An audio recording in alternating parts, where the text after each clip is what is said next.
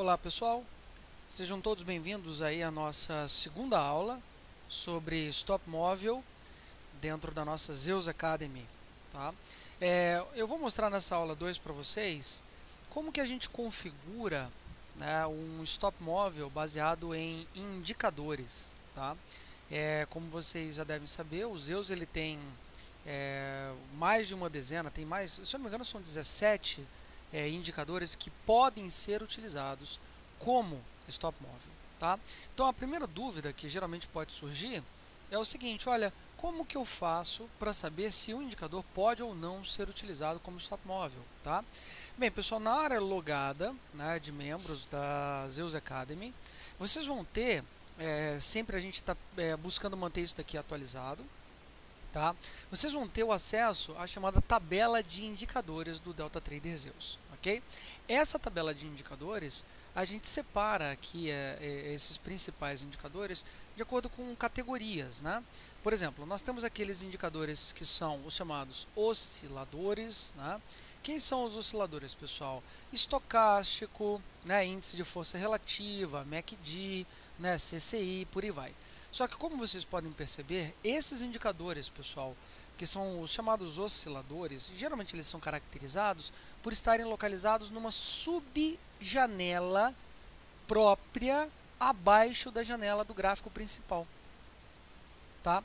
Então, pelo fato desses indicadores não estarem localizados junto ao preço, ou seja, são indicadores que eles têm um cálculo proprietário, todos esses indicadores, como vocês podem perceber, né, do tipo oscilador, eles não podem ser utilizados como trailing stop.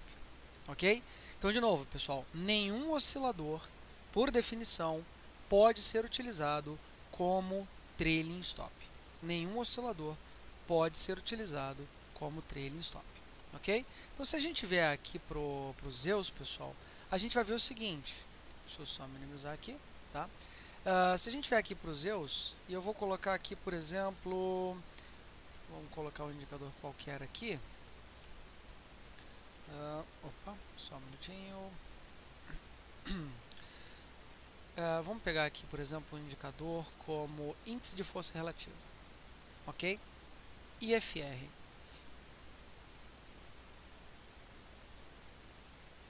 FGHI, índice de força relativa.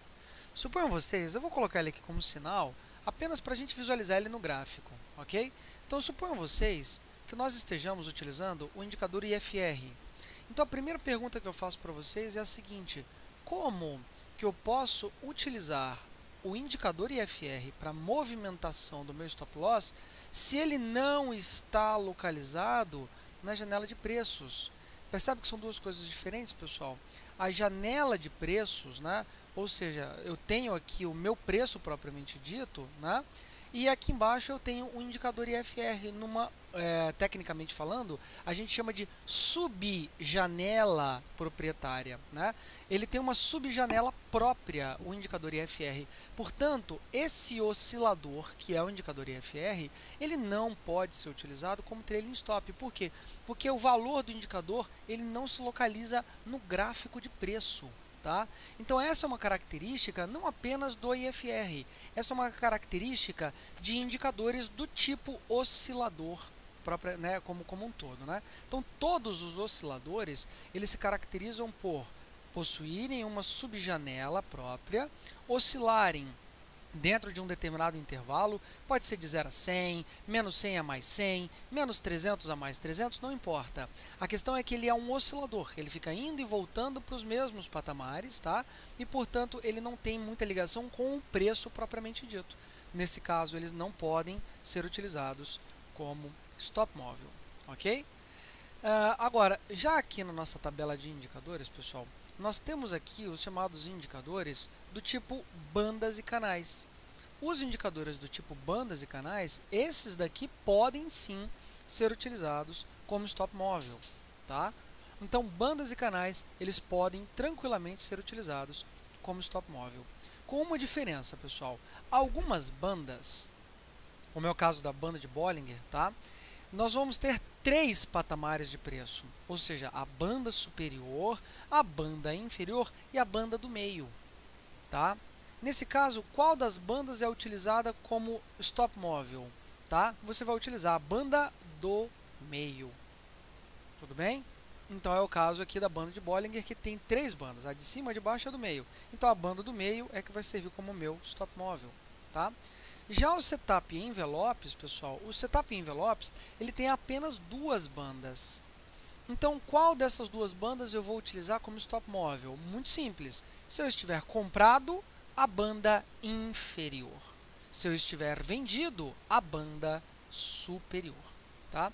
Então, essas são as regrinhas básicas para a gente utilizar bandas e canais como stop móvel para as nossas operações. Tá? Depende se ele vai ter, no caso, 2 ou 3 plotagens de banda, tá? Mas essa é a regra básica. Ou seja, bandas e canais podem sim ser utilizadas como stop móvel para as nossas operações. Ok? Agora, olha que interessante, pessoal. Existem indicadores de tendência, tá? E aí existem vários indicadores de tendência, só que esses indicadores de tendência, eventualmente, alguns não podem ser utilizados como stop móvel. Outros já podem ser utilizados como stop móvel. Tá? Então, qual é a regrinha para que os indicadores de tendência possam ou não ser utilizados como stop móvel? Bem, como vocês já devem ter percebido, o ADX, o ADX Wider, né, o indicador Ask Trend, assim, eles têm características próprias. O ADX, por exemplo, ele é plotado numa subjanela própria. Então, é o mesmo problema dos osciladores que nós temos ali em cima. Tá? Ou seja, se ele está numa janela proprietária e não na janela do gráfico, eu não consigo movimentar o preço com base, né, em valores do indicador ADX. Tá?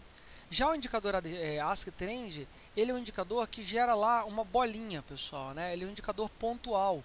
Então, aonde ele gera aquela bolinha de compra ou de venda, aquilo dali é o sinal de operação. Só que aquela bolinha não se movimenta. Então, se a bolinha não se movimenta, eu não tenho como também gerar trailing stop baseado nesses indicadores pontuais. Tá? O indicador ANCA, pessoal, esse daqui foi uma grande dúvida. Né? Eu analisei com bastante cautela a possibilidade de usar o indicador ANCA como trailing stop. Tá? O problema de usar o indicador ANCA como trailing stop é que o indicador ANCA ele fica o tempo inteiro muito colado no preço. Tá? Eu diria que a maior parte do tempo o indicador ANCA ele fica colado no preço. E se ele fica colado no preço, eu não consigo movimentar o stop loss para o valor do indicador. Senão ele vai fazer o quê? Ele, toda hora ele vai dar a entrada e vai estopar a tua operação. Ele vai entrar, vai estopar, vai entrar, vai estopar. Então a gente resolveu, por mais que fosse tecnicamente possível incluir o indicador ANCA como trailing stop, a gente resolveu remover o indicador ANCA da lista de indicadores passíveis de serem utilizados como trailing stop. Ok? O ATR stop, ou stop ATR, pessoal, deixa eu só ver se eu estou na coluna certa, trailing stop, tá? O stop ATR, esse daqui, para falar honestamente, está errado e eu já vou corrigir. Ele pode sim ser utilizado como trailing stop, tá? Então aqui tem um erro na lista, né, na tabela de indicadores, que eu já vou prontamente corrigir, podem ficar tranquilos com relação a isso. Tá? O indicador Brent Trend Sig é a mesma coisa, né, do Ask Trend, ele gera pontos, né, bolinhas pontuais lá para fazer a operação, então não dá para gerar trailing stop e por aí vai. Tá?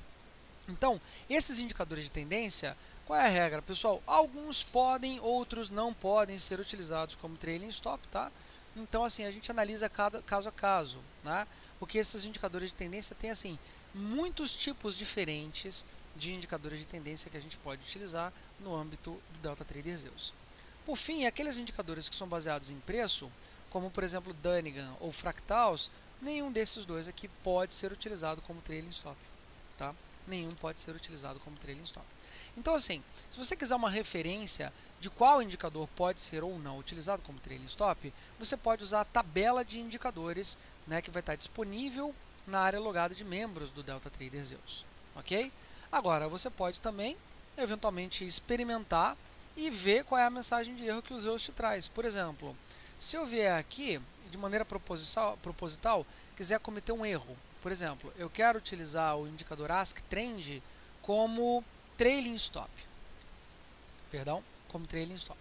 Então eu vou cometer um erro proposital. Se não for permitido, tá? Olha o que vai acontecer, pessoal. Se não for permitido, o Zeus ele vai deixar aqui na caixa de ferramentas, tá? Especificamente na aba Experts, o Zeus ele vai deixar um log de erro para mim. Olha aqui, ó. Você tentou, né, você cometeu, na verdade, um erro de input, ou seja, você parametrizou o robô da forma errada. E que forma errada é essa? O próprio Zeus ele informa para você, tá? Você está querendo utilizar o indicador Ask Trend e o indicador Ask Trend ele não pode ser utilizado como stop móvel. Nesse caso, você recebe uma mensagem de erro, né? Ask Trend, o indicador não pode ser utilizado como stop móvel, e o próprio Zeus, ele faz o que, pessoal? Olha aqui, ele mata a sua inicialização, ou seja, ele não inicializa com erro, ok? É uma medida de segurança aqui também que a gente está colocando dentro do Zeus para vocês. Tranquilo, pessoal? Agora, se você quiser utilizar, tá? Vamos tentar aqui novamente, usar um indicador qualquer como setup, sei lá, Awesome Oscillator como sinal, né? Se você quiser utilizar, por exemplo, um indicador como envelopes, tá? Como trailing stop, opa, você recebe essa mensagem, né? Eu tinha esquecido dela também, mas vamos lá, pessoal. O legal é que o Zeus ele deixa a mensagem e mostra onde você corrige o problema. Olha o erro, pessoal. O erro está no parâmetro F1. Eu esqueci de ligar o parâmetro F1. Tá? Então, de novo, vou voltar aqui, Zeus versão 1.66, tá? Então, vamos lá no parâmetro F1. Parâmetro F1. Eu quero usar stop loss? Quero. É trailing stop de que tipo? Baseado em um indicador. Qual indicador? Opa, eu vou escolher aqui agora, tá?